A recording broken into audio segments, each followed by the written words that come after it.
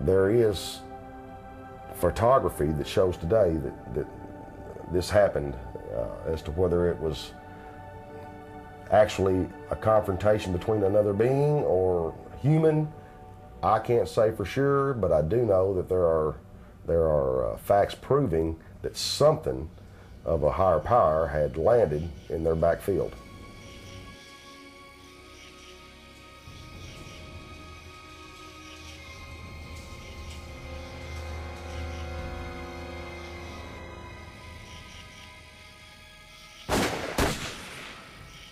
It is reported that a newspaper reporter from the Evansville, Indiana Courier adopted a journalistic license and decided in his article to refer to them as, quote, the little green men of Kelly.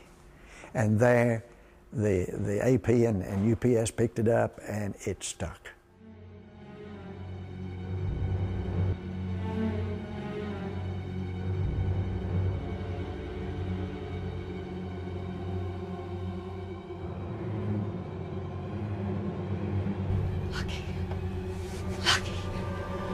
Look, it's here. Oh, what is it, Mom? Well, no, that cannot be. Please, it's not gonna harm us. How do we know that? Oh, for God's sakes, no! I'm gonna shoot that little man! I could see the fear in his eyes when he told me the story. And I know for a fact it happened. It happens all over the world every day, and people don't want to believe it. Chief Greenwell made many trips back to Kelly to interview members of the family, trying to pinpoint the validity of the whole story. And he said when he interviewed the grandmother each time, one thing, she stuck to her story all the way through. There was an indefinable fear in her eyes that he questioned. She must have seen something that absolutely scared her from Amazing Grace to Floating Opportunity.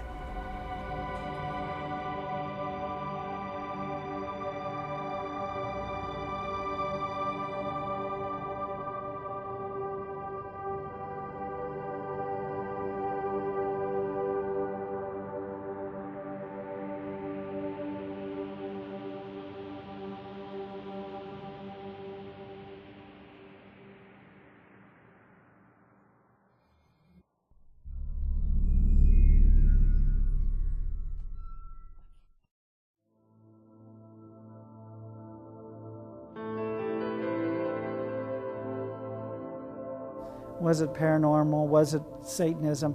I think what's more important is really to understand that these people, these ordinary people at Point Pleasant, had an extraordinary situation happen to them. This is where it all began back in November 15th, 1966. Right behind me is where the old power station was located. It's gone now. It's been disassembled. But this was where the first Mothman sighting occurred, or the first major Mothman sighting, with two couples actually seeing the creature around one of the corners of the power plant. And they drove from here back through town and reported seeing it another few times on their way back, and included the creature flying over their car as they made their way back down the road. Well, we were in the TNT area chasing Parkers. It was about 11:30 at night. It was real cold. And we topped a little like rise in the road, and our lights shone on this thing in front of the powerhouse.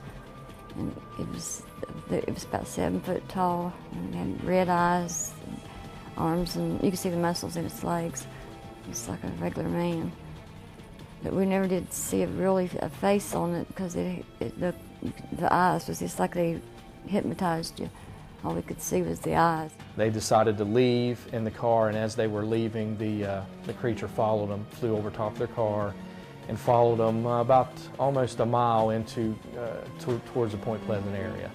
And it started flying over top of us, and got so close to the car that its wings hit the side of the car and put scratches on it. Whenever someone would look close to its head and neck area, you couldn't see its head nor neck. All you could see were its eyes.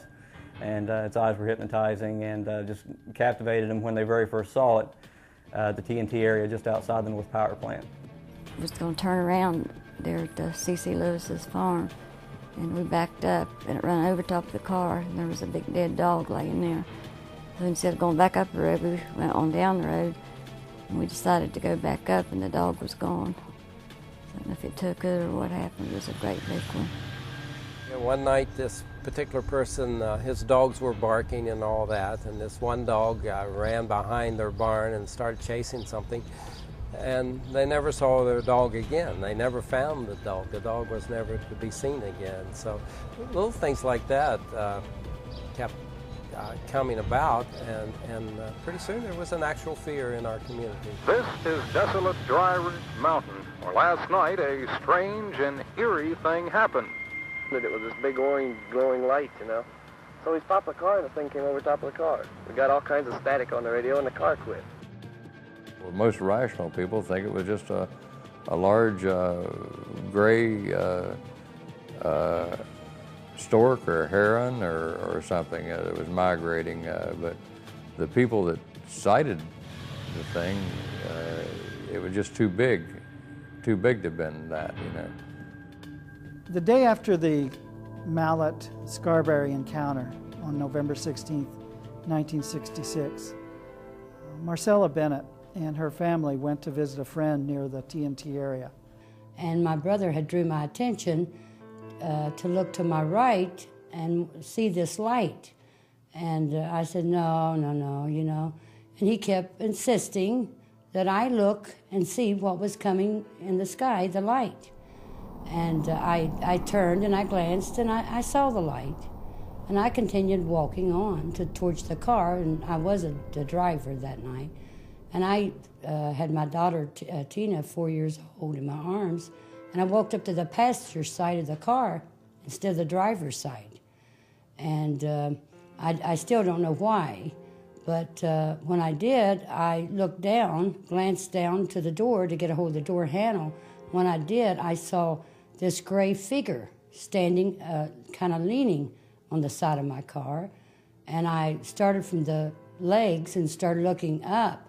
And when I started looking up, I could see it was something that I had never saw before in my life. And it looked like a human, but it looked like it had wings like a bird, and it had its head kind of stuck down in like a bird, and its shoulders kind of back like that, and was looking at me. And I just freaked out. It was beyond my imagination of ever seen a creature that looked like that. And I wasn't even thinking. The only thing I could think was that I wanted to turn and run. And when I turned to run, I fell and on top of my daughter. And when I fell on top of my daughter, I could hear her crying, but I was just like I was paralyzed. I couldn't move my body. And when I tried to get up, I couldn't. My face was in the sand, and I had a cigarette in my right hand, and it had burnt. I could feel the burning of my fingers burning, but I still couldn't move. And then I heard my brother calling my name, get up, come on. And I couldn't, and he didn't get within 3 feet of me. He was that far away, so finally I managed to get up and tried to run, and I got to him. And then he said, get in the house fast. And we went in the house. And whatever the creature was, I could hear it in the back of me.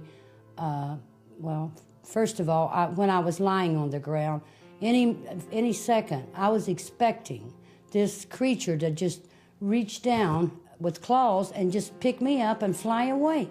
It was just that I just had that feeling that it was just going to pick me up and fly away with me. But it was a real cold day, and the bridge that went across from Point Pleasant to Ohio broke, and was loaded with cars and trucks and whatever. It broke and creeled over and fell into the river, and killing 46 people. When my car stopped on me, my tires was right on the ledge where it broke off. And as I got down, I could see the bridge was falling. And people were hollering and all. How far were you from absolute safety? I'd say over a car length. If I'd have been another car length, I'd have made it. The evening before the bridge fell, The Mothman was supposed to have been sighted by several people that were roosting up on top of the spire, the tallest spire on the bridge. And ever since that evening before the bridge fell, ever since the bridge that evening, the Mothman has never been sighted in this area again. And who is he, and what is he, and where did he come from, and you know, what is his purpose here? We know what we saw. It just terrified me even to go back to the scene the next day. It's the worst terrifying thing I've ever experienced. It's just beyond your wildest imagination.